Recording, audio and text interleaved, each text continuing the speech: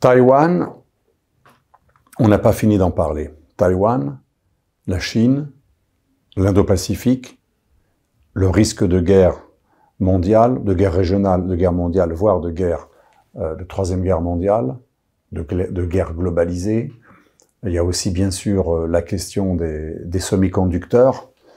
Il n'y a pas uniquement un phénomène d'irrédentisme chinois sur une île revendiquée, mais c'est bien plus complexe que pour l'opération ukrainienne, puisque cette île est considérée d'un point de vue du droit international déjà de facto ou même de jure comme chinoise, puisqu'il n'y a aucune ambassade des pays occidentaux, de facto depuis les années 70 et voire même de jure.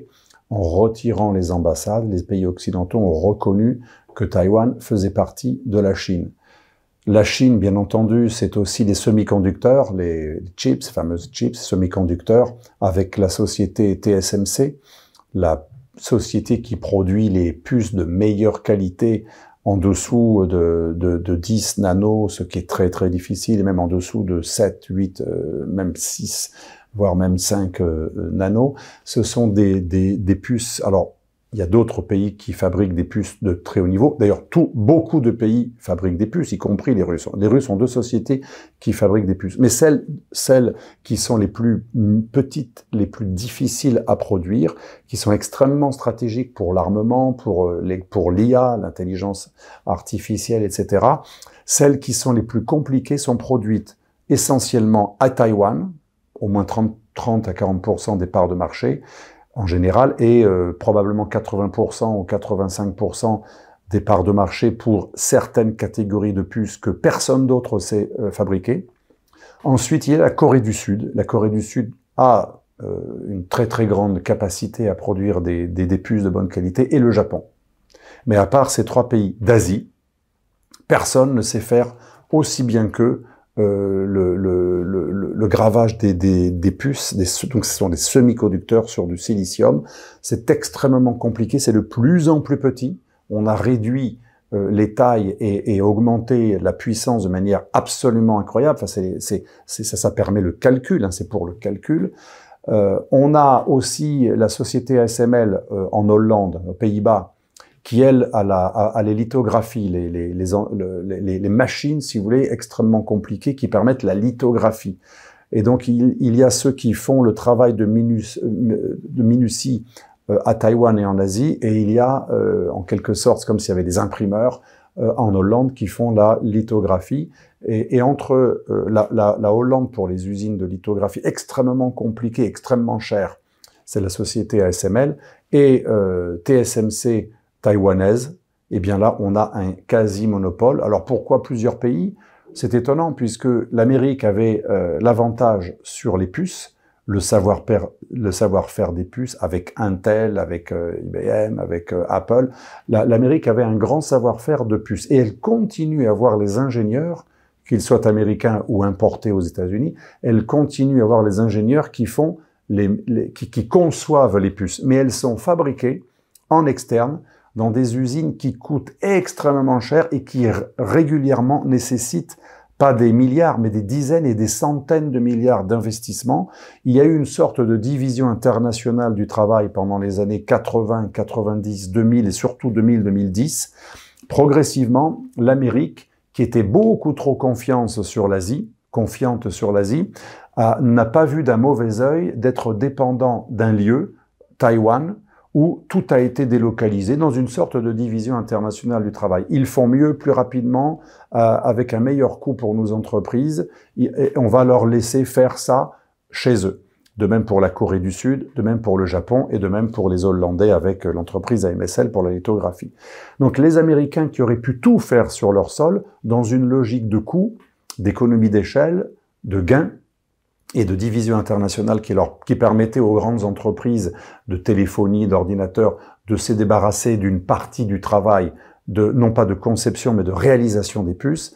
Du coup, on en est arrivé, pour la faire courte, à la situation actuelle. À partir des années 2000-2010, il y a eu une accélération de cette division internationale du travail, et Taïwan a acquis un quasi-monopole sur, pas toutes, mais certains types de puces les plus stratégiques, qui peuvent compter également pour l'armement. Je retourne à mon sujet.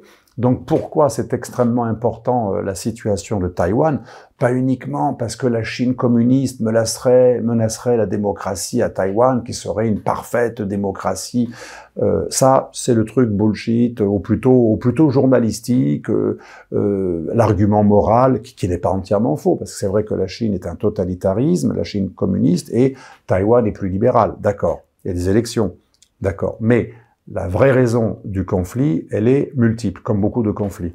Premièrement, Taïwan est pro-occidental et elle permet d'avoir, pour les Occidentaux, un avant-poste qui, au nom d'une menace de la Chine sur Taïwan, qui est défendue par les Occidentaux, comme pour la Corée du Sud par rapport à la Corée du Nord, ou le Japon par rapport à la Chine, cela permet aux Occidentaux, et notamment aux Américains, de contrôler l'Asie-Pacifique, l'Indo-Pacifique, et notamment le détroit de Taïwan, Malacca, le détroit de Malacca extrêmement important, les grands ports en eau profonde en Asie, bien entendu toute l'Asie-Pacifique ou l'Indo-Pacifique, et la mer de Chine, extrêmement stratégique, où il y a à la fois cette dispute entre la Chine et ses voisins ennemis, notamment Vietnam, notamment surtout Japon, Corée du Sud et Taïwan, mais il y a aussi des matières premières, il y a des métaux précieux, il y a aussi de l'énergie, du gaz et du pétrole offshore, donc c'est extrêmement important. Donc il y a premièrement un conflit entre la Chine communiste qui a une idéologie différente de la Chine de Taïwan, mais ce sont tous des Chinois puisque les autochtones de Taïwan, les indigènes de Taïwan sont moins de 5% aujourd'hui. Ils ont été totalement laminés par, et pas uniquement avec Chiang Kai-shek, mais depuis des centaines, voire des milliers d'années, Taïwan a été remplacé ethniquement par des Chinois. Et quand Chiang Kai-shek est venu, donc le leader de la Chine, qui était opposé à Mao Tse-tung, quand il a formé Formose, qu'on appelle Taïwan, mais qui s'appelait aussi Formose, quand il y a eu cette dispute entre deux Chines, la Chine communiste et la Chine anticommuniste, eh bien Taïwan est devenu un territoire séparé de la Chine continentale, qu'elle a voulu reconquérir. Taïwan, pendant très longtemps, se définissait comme la vraie Chine et le vrai gouvernement de toute la Chine continentale. Maintenant, ça revient un peu moins. On est passé de cet irrédentisme à l'envers à plutôt un séparatisme, un autonomisme pour les uns, séparatisme pour les autres. Ça dépend des partis politiques. Bref, la Chine voudrait prendre Taïwan parce que la Chine pense que cette place stratégique avec son détroit, avec sa situation dans l'océan est extrêmement stratégique. Aussi, il y a un conflit idéologique entre deux modèles totalement antinomiques, l'un étant le reproche vivant pour l'autre, de même que l'Ukraine occidentale était un reproche inacceptable pour la Russie. Il y a bien entendu l'aspect des semi-conducteurs avec lequel j'ai commencé. Taïwan fabrique des semi-conducteurs que la Chine n'est pas encore capable de fabriquer aussi bien, et surtout ceux qui sont les plus petits, les plus compliqués avec microscope à définir, parce que tracer des systèmes de calcul sur du silicium, donc c'est des semi-conducteurs avec semi-conducteurs, le nom l'indique bien, sur du silicium, eh bien ces gravages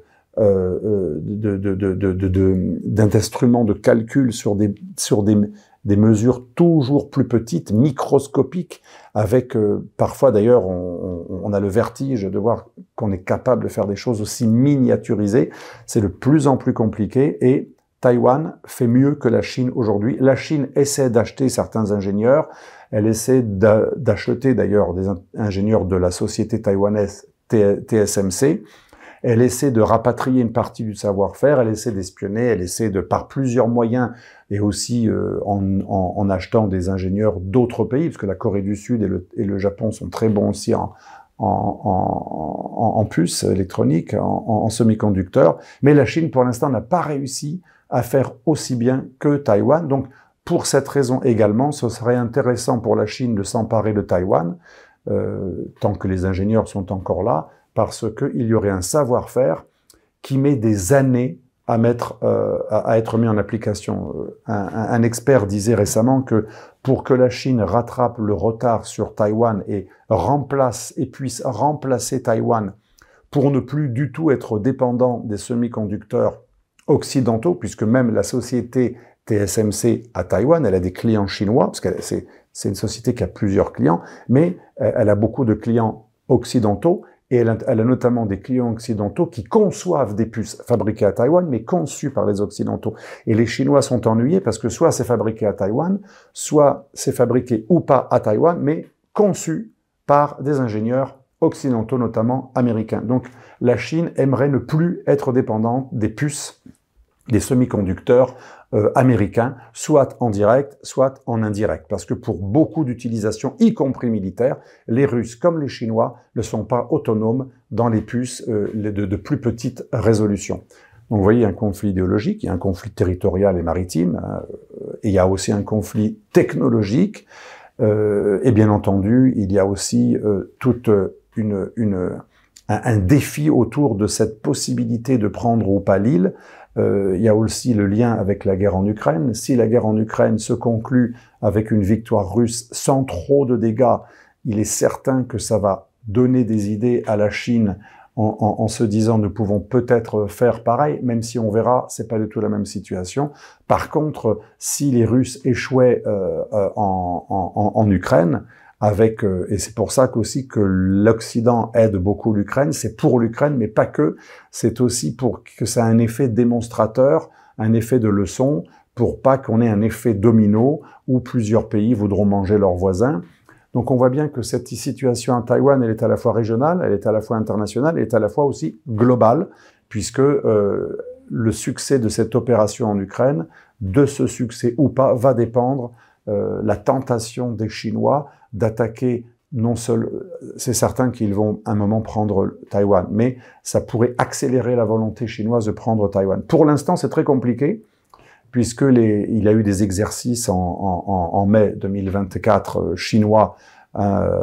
C'était Sworn, une opération Sword qui a été menée par les Chinois pour essayer de voir comment ils pourraient faire pour s'emparer de Taïwan. Cette simulation, cet exercice a été pris pour une provocation.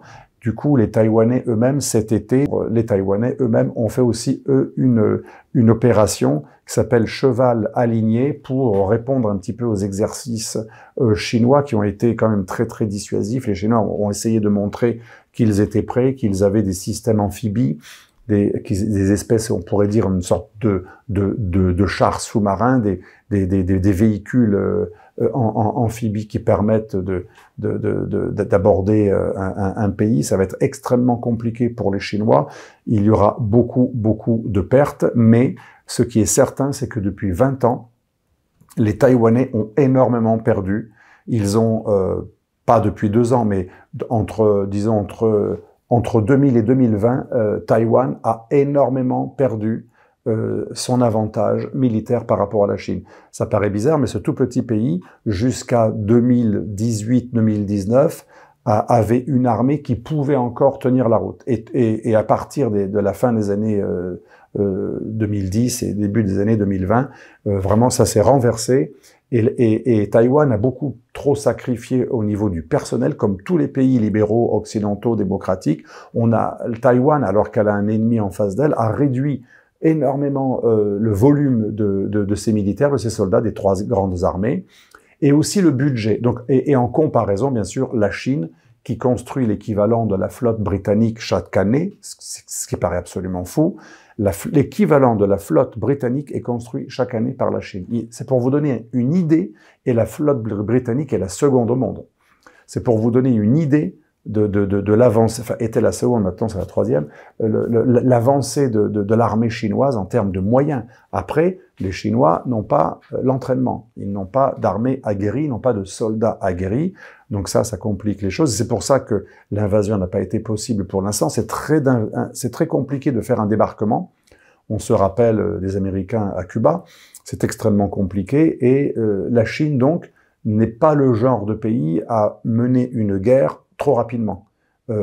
La tradition chinoise, même si c'est un peu idéalisé, c'est quand même Sun Tzu, on ne fait la guerre que quand c'est l'ultima ratio, mais c'est plutôt un échec quand on doit faire la guerre. L'idée des Chinois, c'est de profiter des élections à Taïwan, qui chaque année, depuis pas mal de temps, voit le parti de Chiang Kai-shek, le Kuomintang, progresser. Et le parti de Chiang Kai-shek, qui était jadis très anti-maoïste, aujourd'hui, bizarrement, c'est le plus modéré, au sens chinois du terme, c'est-à-dire que le parti de Chiang Kai-shek, le Kuomintang, aujourd'hui, est favorable à une autonomie, mais est de moins en moins défavorable à une réunion avec la Chine. Tandis que le parti séparatiste de l'ancienne présidente et de l'actuel président taïwanais, ce parti séparatiste n'est pas adepte de l'idéologie de Chiang Kai-shek. Et donc, il y a aujourd'hui deux grandes forces, il y en a une troisième qui est entrée au Parlement récemment, mais aux dernières élections de fin 2023, le parti du Kuomintang de Chiang Kai-shek est arrivé premier aux législatives. Le Parlement est dominé par un parti qui veut une sorte de politique d'apaisement avec la Chine, tandis que la présidence est dominée par un homme qui, lui, est séparatiste comme sa prédécesseur. Les choses sont plus compliquées qu'on ne le croit par rapport à il y a 3 ans ou juste même 2 ans. Aujourd'hui, le Parlement de Taïwan est moins violemment séparatiste qu'il ne l'était. Les Chinois, donc, pensent plutôt qu'avec l'usure, les rattachistes, ceux qui acceptent une politique d'apaisement, vont continuer à progresser. La présidente était séparatiste, le nouveau président est séparatiste, mais il a été élu avec moins de voix que la présidence. Donc, en gros, la présidence reste séparatiste, mais moins unanimement élue que jadis. Et en ce qui concerne le législatif, le Parlement, il est majoritairement antiséparatiste. Ça, la presse ne le dit pas. Et pour les Chinois, c'est un petit grignotage. Les Chinois ont une patience. C'est pour ça que je pense qu'ils n'ont pas intérêt à envahir l'île de Taïwan tout de suite. Mais il y a la question des semi-conducteurs. Il faut à peu près entre 10 et 20 ans. C'est très compliqué avec la Chine parce qu'ils peuvent faire des choses. Nous, on a mis 20 ans sur le même genre de mesures en termes de progrès sur les semi-conducteurs. On sait aujourd'hui que la Chine aurait besoin, en tout cas minimum, en nous surprenant de 10 à 15 ans, en nous surprenant, pour être capable de faire ce que fait TSMC, avec des investissements gigantesques de centaines de milliards. Je n'ai pas dit des dizaines, des centaines de milliards. Donc c'est très compliqué. Et il est vrai que si la guerre commerciale américaine sur le monde digital chinois, sur les produits chinois, sur Huawei, mais d'autres, il y a beaucoup de sanctions en ce moment des États-Unis sur la 5G chinoise, sur Huawei, sur les Batik, c'est l'équivalent des GAFAM pour les Chinois, plus en Amérique qu'en Europe. Il y a aussi beaucoup de taxes sur les batteries, sur les voitures électriques chinoises. En gros, il y a une guerre commerciale qui vraiment a été lancée, qui est assez en avance par rapport à l'Europe et au reste du monde. Il y a vraiment une guerre économique de l'Amérique sur la Chine, une guerre aussi technologique, puisque l'Amérique ne veut pas être doublée par la Chine, et l'Amérique aimerait freiner le décollage technologique, ou plutôt c'est plus qu'un décollage, la progression technologique de la Chine, qui fait des ordinateurs quantiques, qui est devenue extrêmement performante en médecine génétique, en nouvelles formes de thérapie. Donc j'ai parlé des ordinateurs quantiques, en mathématiques aussi, la Chine est bien devant la France et bien devant beaucoup de pays occidentaux. On voit bien que cette Chine n'est plus du tout un assembleur d'usines, un assembleur de pièces détachées. La Chine a beaucoup de brevets, la Chine a énormément d'ingénieurs, et la Chine est en avance sur certains domaines, sur pas mal de domaines, y compris d'ailleurs l'industrie du renouvelable. La Chine est en avance en photovoltaïque et en général dans tout ce qui est énergie renouvelable. La Chine est en train de doubler l'Europe qui se targuait d'être en avance. Donc on voit bien qu'il y a une avancée de la Chine incroyable qui risque de ruiner l'industrie européenne d'automobile, et pour ces raisons, mais aussi pour les semi-conducteurs et l'usage militaire des semi-conducteurs, notamment, mais aussi spatial et autres, et tout simplement pour la concurrence économique, l'Amérique a livré une guerre financière avec des lois de type, c'est pratiquement du protectionnisme, que nous, on n'ose pas faire parce que la religion de l'Europe, c'est la libre concurrence, y compris contre nos propres intérêts.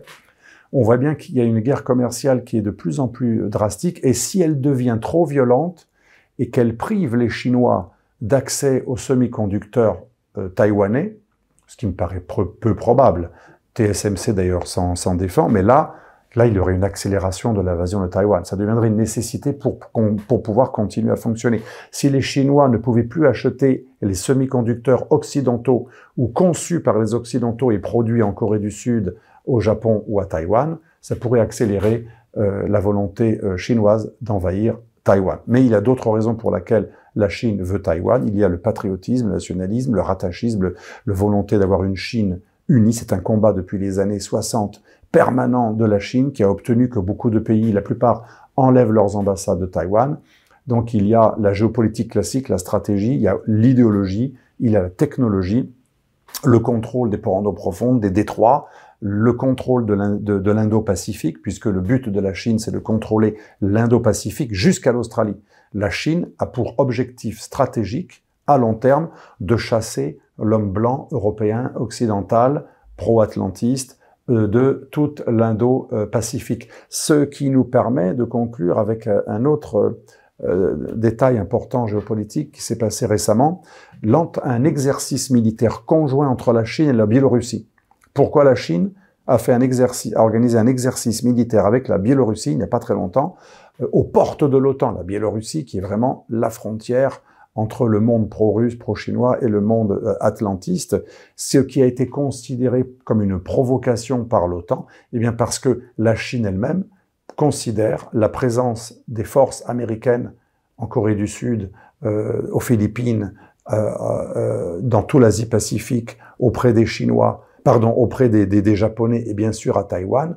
Pour les Chinois, c'est une provocation. Les Américains n'ont rien à faire dans la mer de Chine qui porte ce nom, mer de Chine. La mer de Chine est de plus en plus aux mains des Chinois. Les Chinois ont construit beaucoup d'îles artificielles sur lesquelles ils construisent soit des emplacements pour faire de la pêche, soit des zones de forage de pétrole et de gaz ou de récupération des métaux précieux offshore, soit carrément des bases militaires.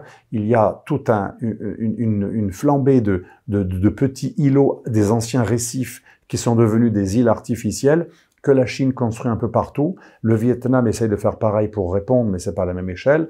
Et donc la Chine, cette politique d'îles artificielles, le but c'est en fait d'ensuite réclamer les eaux territoriales, les zones économiques exclusives, pour ensuite élargir le contrôle maritime de la Chine sur la mer de Chine, au détriment de plusieurs pays riverains. Donc on a un énorme enjeu économique, financier, technologique, stratégique, géopolitique, et bien entendu politique, et de politique globale, puisque tout cela est à remettre dans le contexte de cette énorme rivalité entre non pas les BRICS, qui ne veulent rien dire. Les BRICS, c'est un assemblage de pays qui sont soit amis, soit carrément ennemis entre eux. Il suffit de voir quand même l'Inde et la Chine, c'est pas du tout des alliés et pas du tout des amis, ce sont des ennemis stratégiques. Ils coopèrent économiquement dans les BRICS, mais ils sont ennemis stratégiques. Donc c'est pas les BRICS, mais cette alliance russo-chinoise avec l'OCS, l'organisation de la conférence de Shanghai, ce rapprochement de la Russie avec la Chine, mais aussi la Corée du Nord, mais aussi tous les pays considérés comme rogue state, il y a véritablement, non pas une nouvelle guerre froide, mais il y a une polarisation entre le monde occidental libéral libertaire, dont le leader sont les États-Unis, et de l'autre côté, la Russie qui a pris la tête de la rébellion anti-occidentale et anti-atlantiste, avec la Chine qui voit ça d'un très bon œil, et qui attend que le fruit soit mûr pour montrer, pas son visage qu'elle a déjà montré, mais pour frapper. Pour l'instant, la Chine laisse la Russie avoir le mauvais rôle, mais elle l'aide, tout en disant le contraire, tout en niant totalement, tout en faisant même croire de respecter certaines sanctions. Certaines banques chinoises ont refusé de continuer à commercer, à faire des transferts avec des banques russes, mais ça c'est pour la façade. En sous-main, la Chine continue à aider la Russie dans son effort de guerre en Ukraine et tout court. Donc on a vraiment une situation globale que l'on verra dans une autre vidéo un peu plus tard. En tout cas, en conclusion, rappelez-vous toujours que si vous ne vous occupez pas de géopolitique, la géopolitique s'occupera de vous. C'est ce que disait Munier sur la politique. Si vous ne vous occupez pas de politique, la politique s'occupera de vous.